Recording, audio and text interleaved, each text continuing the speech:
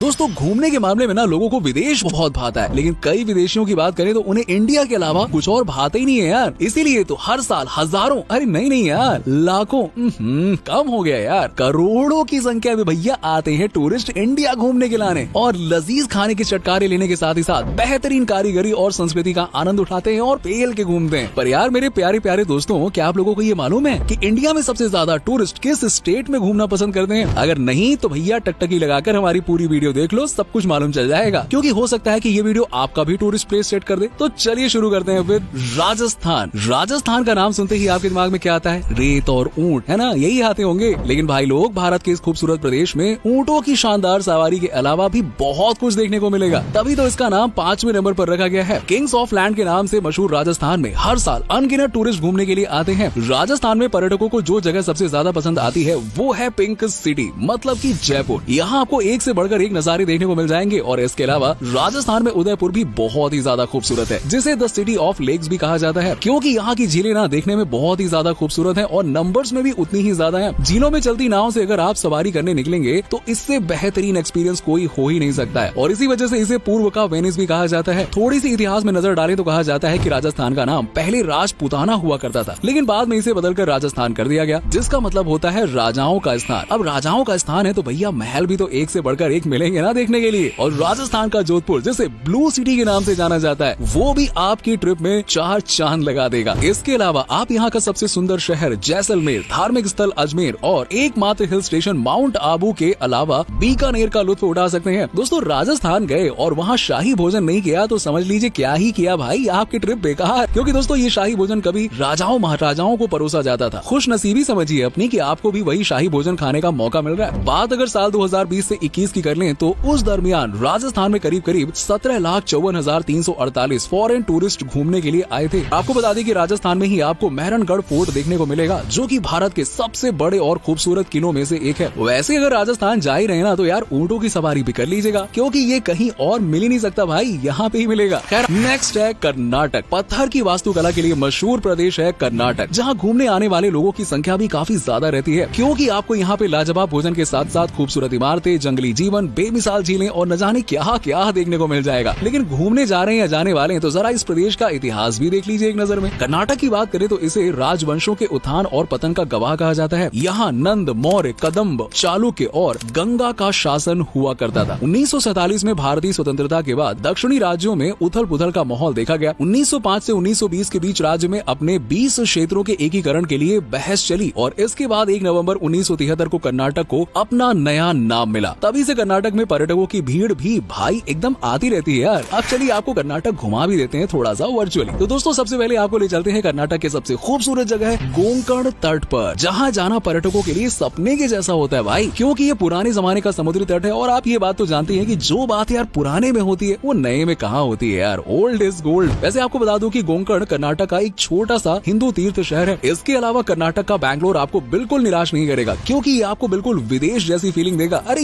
यूं ही थोड़ा बैंगलोर को हाईटेक सिटी कहते हैं, क्यों भाई, नाम है शहर का, जलवा है। और दोस्तों इस प्रदेश में घूमने लायक जगह है हम्पी। ये शहर खंडहरों के लिए पूरी दुनिया भर में फेमस है और आप विश्वास ऐसे कर लीजिए कि हम्पी के खंडहरों से बनी खूबसूरती को यूनेस्को वर्ल्ड हेरिटेज साइट्स में भी शामिल किया गया है। अगर मौसम का मजा लेना है तो भाई नंदी हिल्स पर चले जाइए और राजाओं महाराजाओं वाला अनुभव चाहिए तो भाई मैसूर में चले आइए। लेकिन अगर मुलाकात करनी हो जंगली जानवरों से तो फिर आप सीधे जाइए बांदीपुर राष्ट्रीय उद्यान की तरफ। यहाँ हाथी की चिंकारी से लेकर शेर के गुर्राने तक की आवाज सब कुछ आपको सुनने को मिलेगा। बाकी पेट पूजा के लिए कर्नाटक में आप स्ट्रीट फूड और पारंपरिक भोजन ट्राई कर सकते हैं, जो कि भाई बहुत ही लजीज होता है, मजा आ जाता है। चलो नेक्स्ट है दिल्ली। साहिबान, मेहरबान और कदरदान। देखिए दिल्ली को यूं ही दिल वालों की नगरी नहीं कहा जाता है, बल्कि इसका कारण भी है। और वो कारण ये है कि जितनी खूबसूरत ये नगरी है ना, उतनी ही खूबसूरत यहाँ के लोगों का दिल होता है भाई। दिल्ली में आपको पर्यटन स्थल कमाल के देखने को मिलेंगे और दिल्ली भारत की गोल्डन ट्रायंगल फॉर टूरिज्म के अंतर्गत आने वाले शहरों में से एक है। आकर्षक और हिस्टोरिकल मॉन्यूमेंट्स के लिए पूरी दुनिया में पहचानी जाने वाली दिल्ली में आपको कुतुब मीनार से लेकर लोटस टेम्पल तक देखने को मिलेगा। और दिल्ली में बना लाल किला घूमने में सबसे शानदार और लाजवाब है भाई। इसके अलावा दिल्ली में पर्यटकों की पहली पसंद है इंडिया गेट, जहाँ की झलक अपने आप में ही बेहतरीन है। इसी के साथ ही साथ हुमायूं का मकबरा भी आपकी यात्रा को सफल बनाने में आपकी मदद करेगा। और इन सब के अलावा आपको दिल्ली में देखने को मिलेगा अक्षरधाम मंदिर, छतरपुर मंदिर, इस्कॉन मंदिर, जामा मस्जिद और नेशनल रेल म्यूजियम, जहाँ जाओ मजे ही मजे घूमने के नाम पे। लेकिन अगर आपके पास टाइम की कमी है तो मेरे कहने पर अक्षरधाम मंदिर जरूर घूमिएगा।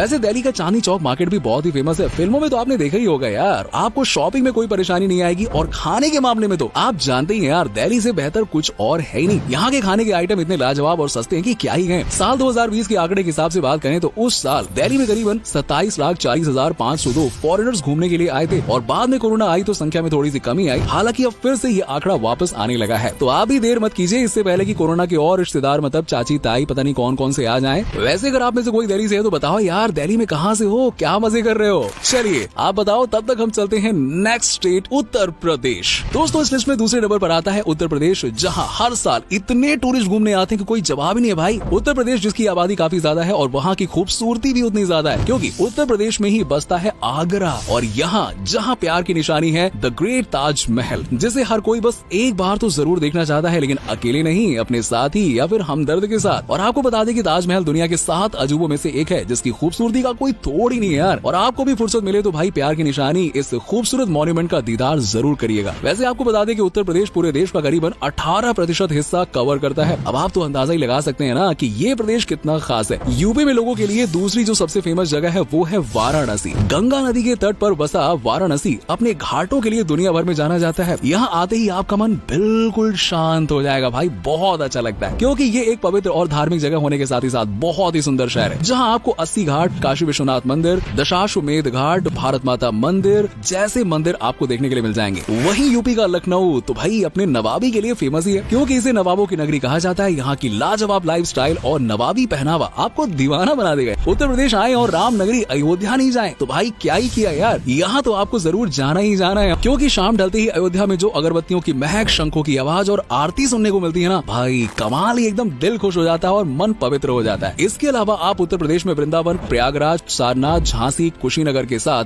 दुधवा राष्ट्रीय उद्यान जैसे खूबसूरत जगहें देखने के लिए जा सकते हैं। जो लोग पेट पूजा में ज्यादा विश्वास रखते हैं उन्हें बता दूं कि आगरा का पेठा, मथुरा का पेड़ा, लखनऊ की नवाबी थाली बिल्कुल मिस मत करना भाई। इसके अलावा अचार के साथ आलू का पराठा, अरे हाय हाय हाय भाई, मजा ही आ जाता है। और आपको बता दें कि उत्तर प्रदेश में 18,50,000 से ज्यादा संख्या तो घरेलू पर्यटकों की होती है। अगर घरेलू इतने हैं तो सोचो विदेशी कितने होंगे। वैसे आंकड़ों में ही देखना चाहते हैं तो आपको बता दूं कि यहाँ साल 2020 में लगभग 37,80,752 फॉरेन टूरिस्ट आए थे। चलिए अब बात करते हैं इंडिया के उस स्टेट की जहाँ पर्यटक सबसे ज्यादा जाना पसंद करते हैं, तमिलनाडु। ऊंचे ऊंचे पेड़, बेहतरीन मौसम, पवित्र मंदिर और खूबसूरत मॉन्यूमेंट्स वाला तमिलनाडु भारत का वो प्रदेश है जहाँ दुनिया भर से लोग सबसे ज्यादा आना पसंद करते हैं। यहाँ आपको हिल स्टेशन से लेकर प्राचीन मंदिर, झील, पहाड़, समुद्र, बीच, म्यूजियम और प्राकृतिक सौंदर्य सब कुछ देखने को मिल जाएगा। अगर आप न्यूली मैरिड कपल हैं और अपने हनीमून के लिए कोई बेहतर जगह ढूंढ रहे हैं तो भाई विदेश क्यों जाना यार, सीधा पहुंच जाओ ना तमिलनाडु के ऊटी हिल स्टेशन में, मजा आ जाएगा। शांत नेचर, चाय के बागान और ऊंचे ऊंचे पहाड़ तबीयत हरी कर देंगे आपकी सच में। और ऊटी में आपको चाय और कॉफी के साथ साथ अच्छे किस्म के चॉकलेट्स भी मिल जाएंगे और गर्मियों में छुट्टियां मनाने के लिए ऊटी आपके लिए बेस्ट हिल स्टेशन में साबित हो सकता है। अगर आप इतिहास में रुचि रखते हैं और कुछ खोजबीन करना चाहते हैं तो बिना देर किए रामेश्वरम की तरफ नजर बना लेना, क्योंकि यही वो स्थान है जहाँ से रावण की नगरी यानी कि लंका जाने के लिए भगवान श्री राम ने अपनी वानर सेना की मदद से पुल बनाया था, जिस पर काफी विवाद होता है, लेकिन